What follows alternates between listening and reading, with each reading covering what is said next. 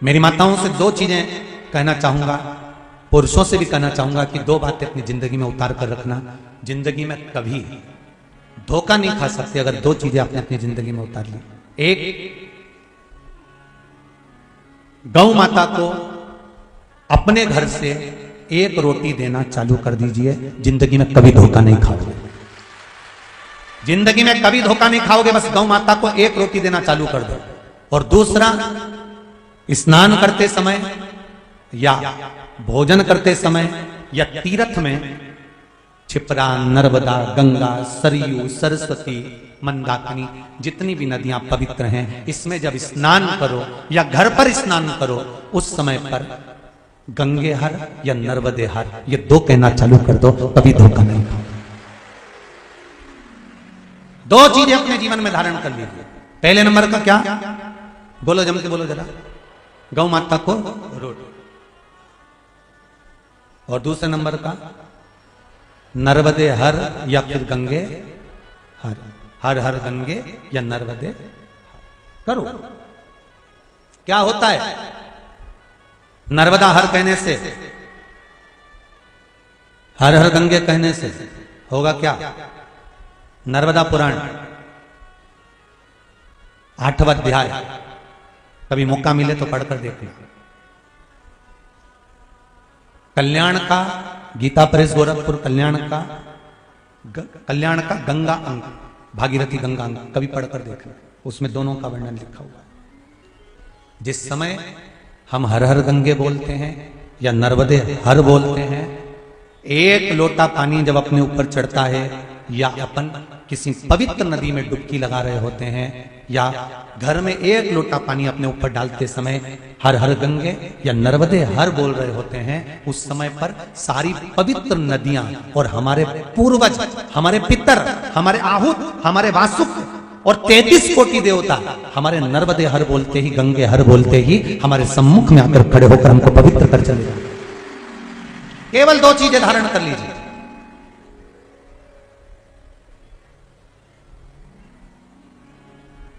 एक गौ माता की रोटी और एक गंगे हार, नर्मदे हार।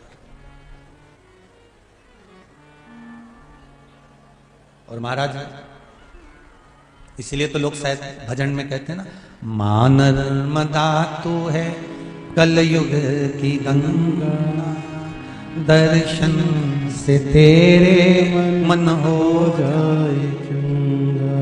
केवल मात्र स्मरण से। अब इसमें कोई तुम्हारा पैसा लग रहा है क्या? जम के बोलो, कोई पूंजी लगी तुम्हारी? नर्मदे हर कहने में या गंगे हर कहने में या हर हर गंगे कहने में कोई पूंजी लग रही है आपका? जो करवा निर्मल मन से। कथा में कहा था,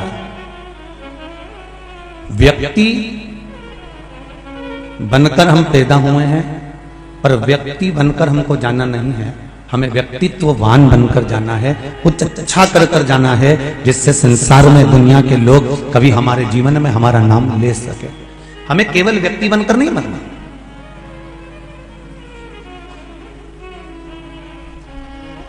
एक साधारण सा संसारिक मनुष्य बनकर हम जन्म ले लिए और जन्म लेने के बाद वापिस हमारे प्राणों को हम त्याग कर चले गए। पुनरपि जननम पुनरपि मरणम, फिर जन्म फिर मरण, फिर जन्म फिर मरण। अंतिम बिंदु क्या है?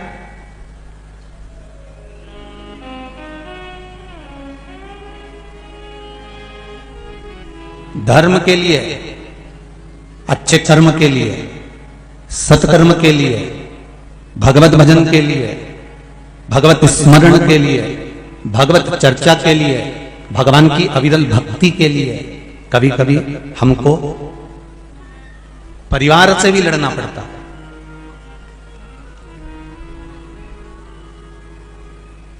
कभी कभी हमको अपने परिवार की ओर भी, उनके भी सम्मुख में खड़े होना पड़ता है कि मैं सत्कर्म कर रहा हूं तो आपको तकलीफ क्या है, मैं भजन करूं तो आपको तकलीफ क्या है, मैं स्मरण करूं तो आपको तकलीफ क्या है। द्वारका कौन कौन गया है? जरा हाथ उठाओ। जो द्वारकाधीश का दर्शन करने कभी द्वारका जी गए हो वो हाथ उठा लो जरा। बहुत सारे लोग गए हैं। होया है सब द्वारका? द्वारका किसकी थी? कौन बैठा है वहां पे द्वारका में? जम के तो बोलो। द्वारका में कौन बैठा है? द्वारकाधीश। तो द्वारका क्या राजा द्वारकाधीश की थी?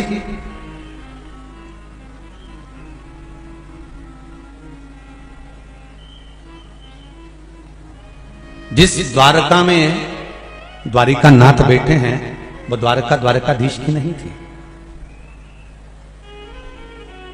जिस घर में तुम रह रहे हो क्या वो तुम्हारा है?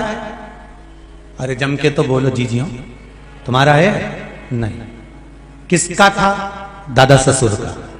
दादा ससुर को किसने दिया था? उनके पिताजी ने। उनको किसने दिया? उनके पिताजी ने। पिताजी पिताजी देते देते देते देते देते तब तुम्हारे ससुर के पास आया। ससुर के पास से फिर वो तुम्हारे पति के पास आया। पति से फिर वो तुम्हारे पुत्र के पास आई। पुत्र से फिर वो उसके पुत्र के पास आई। तो मकान तुम्हारा है क्या? जमीन तुम्हारी है? घर तुम्हारा है? नहीं।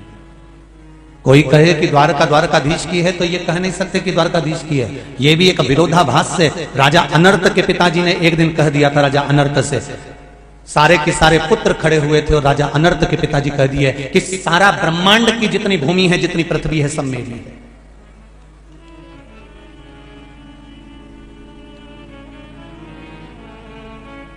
ये जितनी भूमि नजर आ रही है ये सब मेरी है।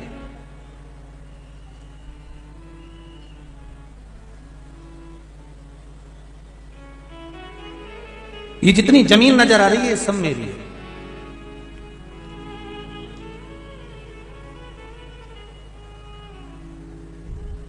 एक निवेदन 24 अवतार मंदिर समिति से रहेगा। मान लो माताओं को अगर बैठने के लिए इधर जगह ना हो तो पीछे का टेंट खोलकर वहां पर भी बिछा करवा दीजिए, और अगर पीछे साइड में नहीं मिलता है तो इधर का भी टेंट खोलकर बिठा दीजिए। पर कोई भी कष्ट ना भोगे और खड़े ना रहे, इसका विशेष ध्यान रखें। समिति वाले इसका ध्यान रखिएगा, क्योंकि पंडाल लगभग आप लोगों के फुल हैं, तो उधर से टेंट खोलकर उधर साइड बिठाना प्रारंभ कर दीजिए।